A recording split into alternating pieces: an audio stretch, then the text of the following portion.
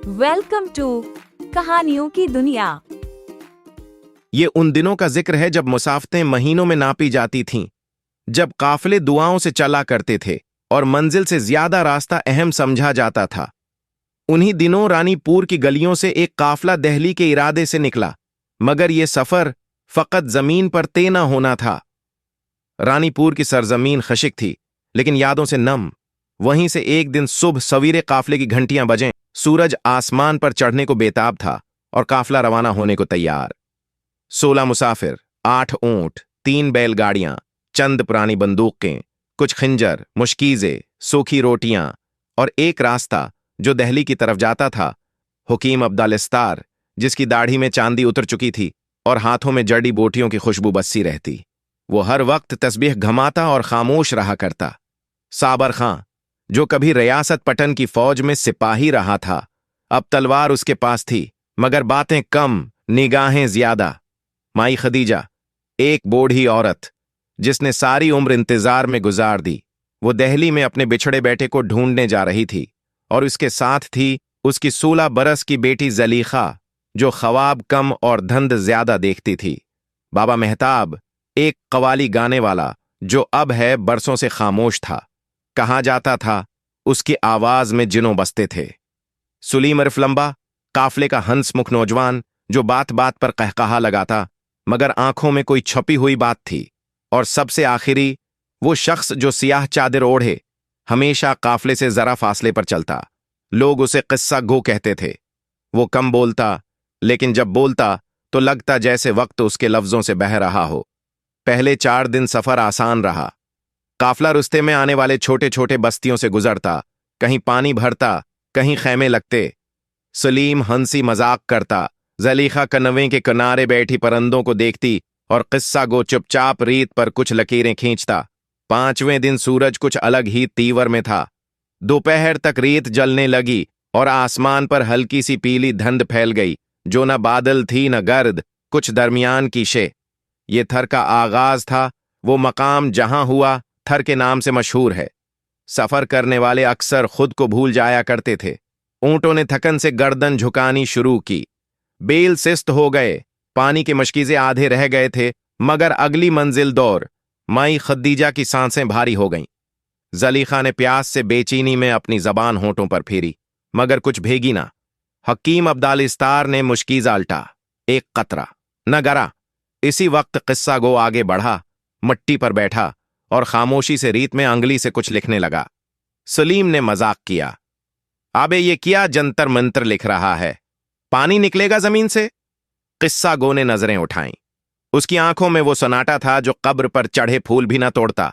बस इतना कहा, जब प्यास हद से बढ़ जाए तो आदमी पानी नहीं, खुद को तलाश करता है। सबने ये बात सुनी। कोई हंसा, कोई चुप रहा, मगर किसी ने यह ना जाना कि अगली घड़ी उन पर क्या आने वाला था। सूरज ढलने को था जब काफला एक चुटील मैदान के करीब पहुंचा। यहां न कोई दरख्त, न छांव, न पानी, सिर्फ एक पुराना सा कनौवा जो अरसे से खशक पड़ा था।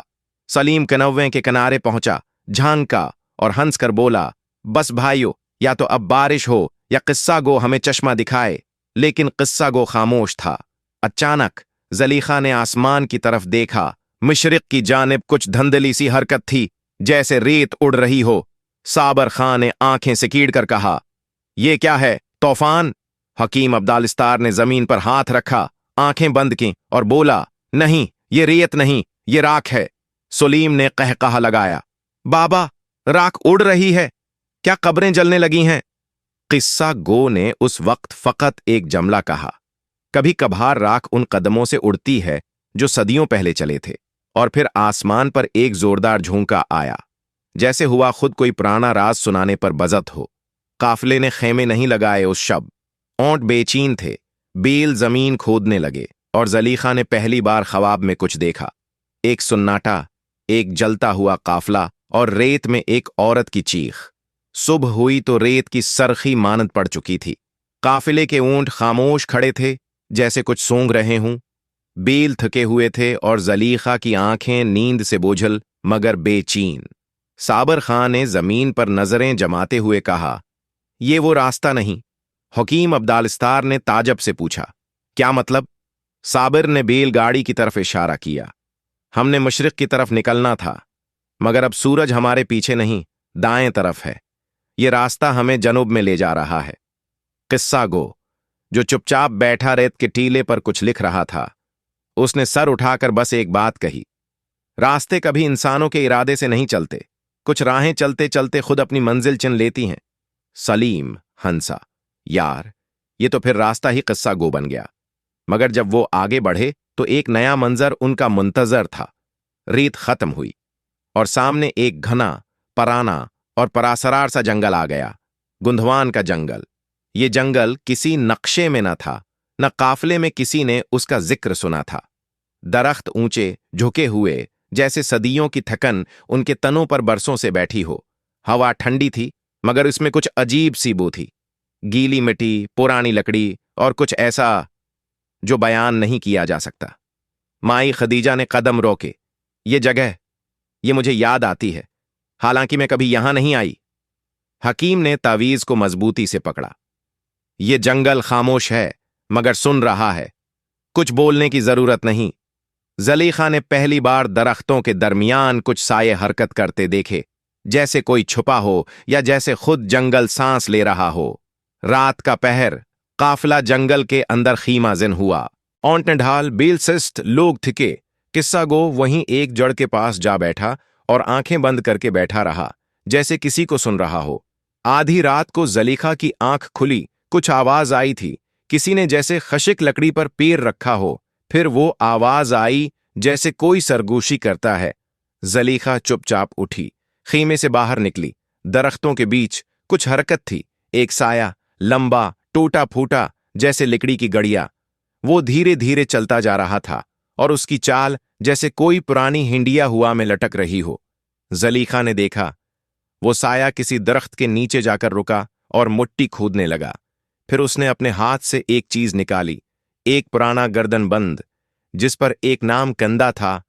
शाह मीर जलीखा ने सरगोशी सुनी, ये वही है जो मेरे लिए आया था। और फिर साया धंध की तरह गायब हो गया।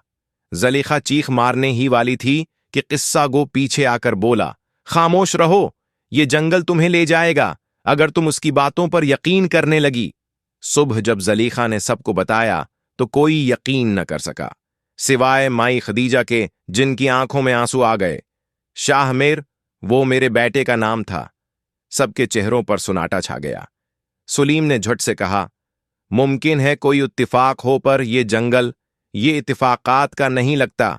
हकीम अब्दालिस्तार ने इस गर्दन बंद को हाथ में लिया और कुछ पढ़कर उस पर फूंका।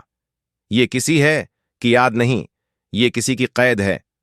किस्सा गो ने खामोशी से कहा, जब पुरानी कब्रें बोलने लगें तो जान लो कि कोई कहानी अभी मुकम्मल नहीं हुई। काफिले ने फैसला किया कि शाम से पहले जंगल से निकलना जरूरी है।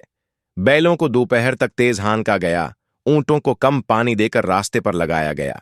लेकिन शाम होने से पहले, जब सबको लगा हो कि वो जंगल के आखिरी किनारे पर हैं, सामने फिर वही दरख्त खड़े थे, मगर मकाम वही का वही हो। सलीम गुस्से में चीखा, हमें कोई चक्कर दे रहा है, ये जंगल हमें घुमा रहा है। जलीखा ने आसमान की तरफ देखा। सूरज बिल्कुल वैसे ही झुक रहा था जैसे कल। माई खदीजा ने बैठकर दुआ शुरू की और किस्सा गो, उसने जमीन पर लकीर खींची और पहली बार चिल्लाकर कहा, उस जंगल को छोड़ने के लिए तुम्हें वो देना होगा जो तुमने छुपा रखा है। सकौत छा गया। कौन सा राज? किसने किया छुपाया?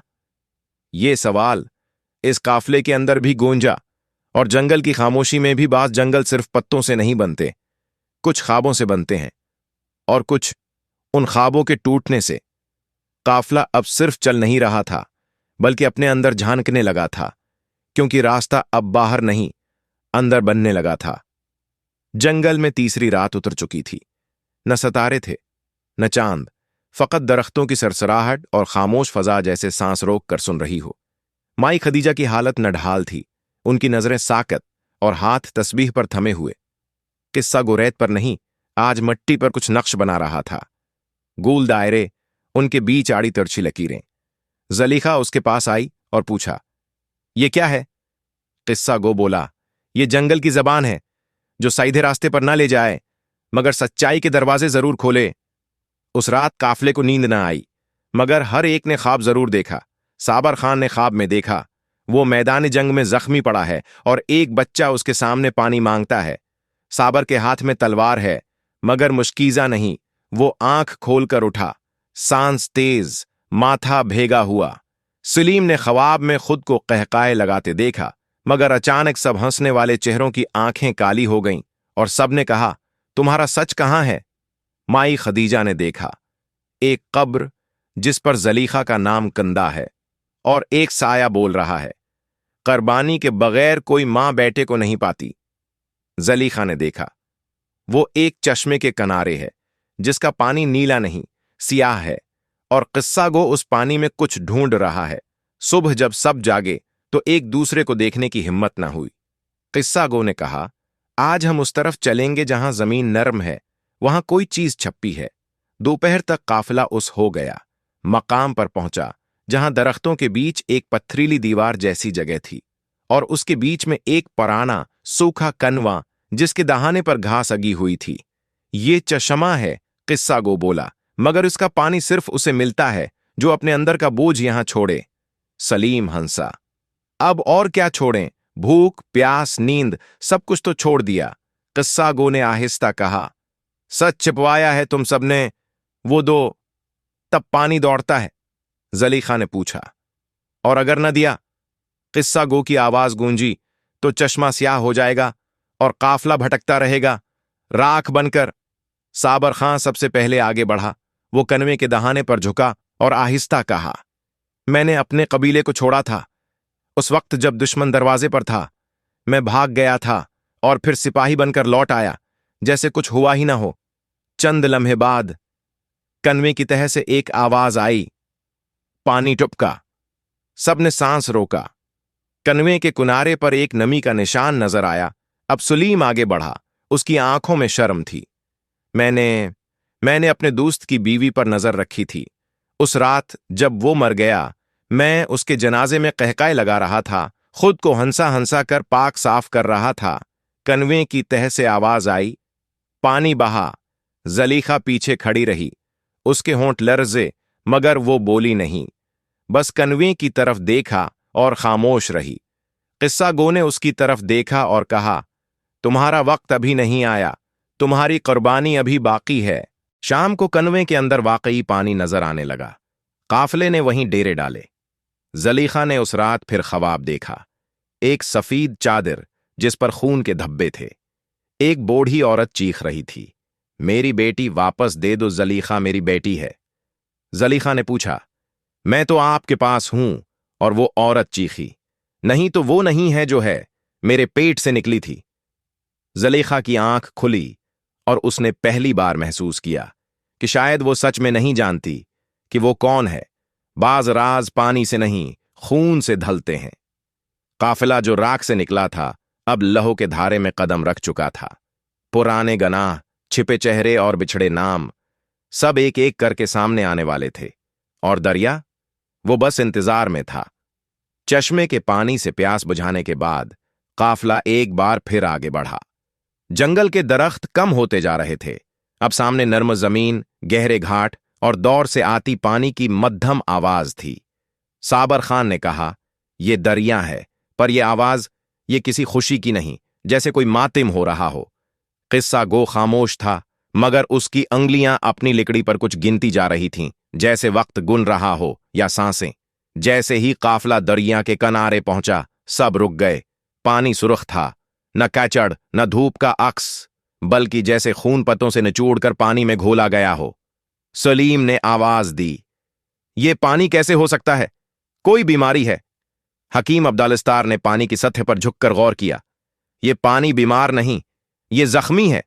सबकी नजरें किस्सा गो पर थीं। वो खामोश रहा, फिर धीरे से बोला, ये है दरिया, तुम्हारे गुनाहों का अक्स है, जो तुमने कहा नहीं, जो तुमने याद रखकर भी माना नहीं। जलीखा ने दरिया के किनारे झुककर देखा। पानी में जैसे पुराने चेहरे तैर रहे हों। एक बच्चा, एक औरत, एक बुजुर्ग, सबकी आंखें खुली हुई थीं, जैसे कुछ कह रहे हों। जलीखा की चीख निकल गई, ये कौन है? किस्सा गो की नजरें गहरी हो गईं। ये वो हैं जिन्हें तुम सबने छोड़ दिया, दफन कर दिया, बगैर माफी मांगे।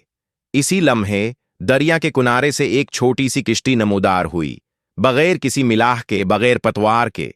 सिर्फ एक तख्ती लगी हुई थी, सच के पार ले जाने वाली। माई खदीजा लरजते कदमों से आगे बढ़ें।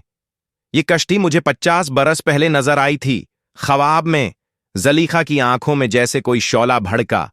उसमें कौन बैठेगा? किस्सा गो ने कहा। वो जिसका सच अभी कहा नहीं गया। सबकी नजरें जलीखा हैं, पर जम गईं। जलीखा खामोश खड़ी रही। फिर उसने आहिस्ता आहिस्ता बोलना शुरू किया। मेरा नाम, जो तुम सबने सुना, वो मेरा असल नाम नहीं। मैं जलीखा नहीं। मुझे बचपन में एक कबीले ने अगवा किया था, और उस कबीले की औरत माई खदीजा ने मुझे अपनी बेटी बना लिया। काफिले में सुन्नाटा छा गया। माई खदीजा की आंखों में आंसू थे। तो तू मेरी बच्ची नहीं? जलीखा ने सिर झुका लिया। मैं जिस दिन कबीले में लाई गई, मेरा हाथ जलाया गया था, ताकि मेरा पुराना नाम कभी ना याद रहे। मगर ख्वाबों में वो चेहरा आता रहा, वो आवाज, मेरी जलीखा नहीं, मेरी जहरा वापस कर दो। साबर खां ने हौले से कहा। तो तेरी मां अब भी इंतजार कर रही है? किस्सा गो बोला। उस लिए दरिया सुर्ख है, एक मां का दिल जिसका खून अभी सोखा नहीं। अब जहरा किश्ती में सवार हुई। किस्सा गो ने उसे एक शेशी दी। ये आबे निस्यान है, पी लो तो अपना माजी भूल जाओगी। न मां, न कबीला, न सच, या फेंक दो, और जो तुम हो वो बन जाओ। जहरा ने शेशी हाथ में ली, इसे दरिया में बहा दिया। पानी ने लहर मारी, और पहली बार दरिया की सुर्खी कुछ कम हुई। शायद कबूलियत का पहला इशारा था। कश्ती चल पड़ी, बगैर पुतवार के। काफला दरिया के किनारे खड़ा देखता रहा। कहानी अब किस्से से निकलकर हकीकत में बदलने जा रही थी। हर सफर की एक इंतहा होती है।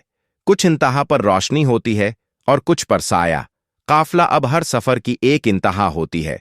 कुछ इंतहा पर रोशनी होती है और कुछ पर साया। काफला अब हर सफर की एक इंतहा होती है। कुछ इंतहा पर रोशनी होती है और कुछ पर साया। काफला अब हर सफर की एक इंतहा होती है। कुछ इंतहा पर रोशनी होती है और कुछ पर साया।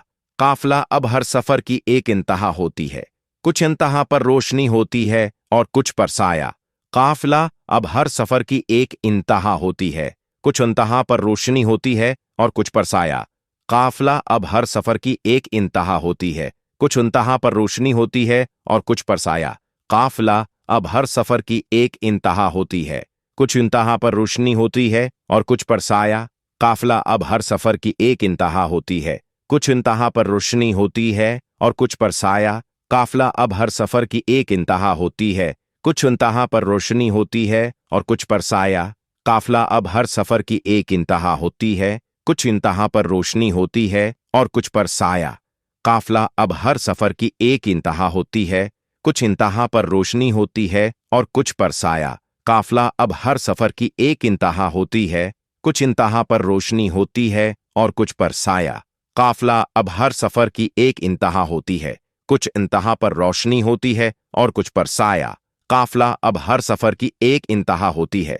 कुछ इंतहा पर रोशनी होती है और कुछ पर साया। काफला अब हर सफर की एक इंतहा होती है। कुछ इंतहा पर रोशनी होती है और कुछ पर साया। काफला अब हर सफर की एक इंतहा होती है। कुछ इंतहा पर रोशनी होती है और कुछ पर साया। काफला अब हर सफर की एक इंतहा होती है। कुछ इंतहा पर रोशनी होती है और कुछ पर साया। काफला अब हर सफर की एक इंतहा होती है। कुछ इंतहा पर रोशनी होती है और कुछ पर साया। उस पत्थर की बस्ती पहुंचा था जहां हर चीज जैसे रख गई हो, मगर अंदर कुछ हल रहा था। ये वो जगह थी जहां से हर चीज शुरू हुई और जहां से सब कुछ खत्म होना था। काफला आखिरकार जंगल से निकलकर एक वीरान वादी में पहुंचा जहां पत्थरों के खंडरात बिखरे थे। ये बस्ती किसी जमाने में आबाद थी, मगर अब सिर्फ पत्थरों की यादें थीं। माई खदीजा ने सिर हिलाया। ये वो जगह है जहां मेरा कबीला रहता था। जहरा खामोश थी। उसके दिल में एक खौफ था, मगर उसे संभालने की ताकत थी। किस्सा गो ने कहा, यहां तुम्हें वो सब मिलेगा जो तुमने छोड़ा और जो तुमने छुपाया। काफिले ने बस्ती में घूमना शुरू किया। पत्थर के तख्ते जो कभी नाम और हैं, कहानियां सुनाते थे, अब टूट फूट चुके थे। मगर एक कब्र थी जो साफ और संवार कर रखी गई थी, और उस पर एक नाम लिखा था। शाह मीर जहरा के कदम रख गए। किस्सा गो ने सर हिलाया। ये वही है जिसका गर्दन बंद तुमने जंगल में देखा था। माई खदीजा ने आंखें बंद की। शाह मीर, वो मेरा बेटा था और तुम्हारी असल शिनाख्त का हिस्सा। जहरा ने किस्सा गो से पूछा, मुझे सब कुछ बताओ, मेरी कहानी क्या है? किस्सा गो ने अपने हाथ में लकड़ी की छुरी पकड़कर कहा, तुम सिर्फ जहरा हो नहीं, तुम उस कबीले की आखिरी वारिस हो। तुम्हें वही बनना होगा जो तुम थे, ताकि ये बस्ती फिर से जिंदा हो। फिर किस्सा गो ने काफले को बताया कि यह सफर सिर्फ बाहर का नहीं था, बल्कि दिल के अंदर का भी था। राख से निकलकर खून तक, और अब पत्थर की बस्ती तक पहुंचकर वो सब अपने असल मकाम पर थे। काफले ने पत्थर की बस्ती में आखिरी नमाज पढ़ी। जहरा ने माजी की सारी यादें कबूल कीं, अपने अंदर छिपे जख्मों को छुआ और अपने कबीले की वारिस बनने का अहद किया। माई खदीजा ने अपनी दुआ मुकम्मल की, जो कुछ भी हो, हमारा सफर खत्म नहीं होता, ये सिर्फ एक नया आगाज है। किस्सा गो ने काफले से कहा, अब तुम सब आजाद हो, राख से उठकर तुम फिर से जिंदा हो। सूरज की पहली किरण जब पत्थर की बस्ती पर पड़ी, काफला ने हौसले के साथ चल निकला। न कोई राख बाकी थी, न कोई खौफ, सिर्फ एक नई उम्मीद जो पुरानी दास्तानों से जन्म लेती थी। राख का सफर खत्म हुआ, लेकिन यह कहानी कभी खत्म नहीं होती, क्योंकि हर राख के पीछे एक नई जिंदगी छिपी होती है।